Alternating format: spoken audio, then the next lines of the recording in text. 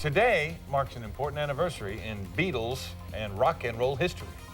It was 20 years ago today, Sgt. Pepper taught the band to play.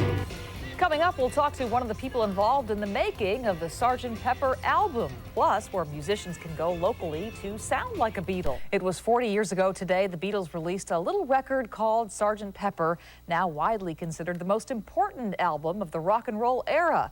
Eyewitness News reporter and Fab Four fanatic Carlos Granda talked with some Beatles experts about the landmark record. It was 20 years ago today, Sgt. Pepper taught the band to play. It's hard to believe, but it was 40 years ago today when the world first heard these songs. Sgt. Pepper's Lonely Hearts Club Band is still considered by many as a milestone, the most influential album of all time. There's nothing that can compare to what they did, both musically and sonically. Ken Scott was an engineer on 5 Beatles albums. He remembers hearing some of the songs from Sgt. Pepper as the Beatles were working on them. I don't think anyone working on their albums knew what it was going to sound like in the end. It was trying to get something different, trying to outdo everyone else. Scott says the Beatles worked hard to come up with new sounds. Doug Rogers bought $1 million worth of original equipment from Abbey Road Studios, including this mixing console the Beatles used and the reel-to-reel tape machines. He used them to create this software, the Fab Four virtual instrument, to reproduce those unique sounds.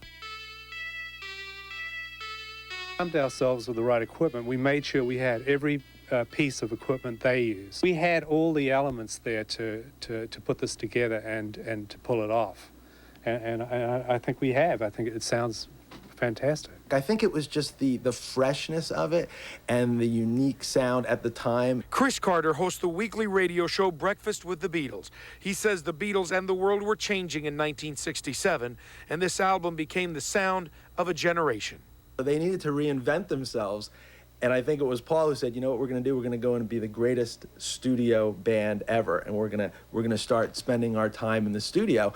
700 hours later, they had Sgt. Pepper, and we're still here talking about it. I'm Carlos Granda, ABC 7 Eyewitness News.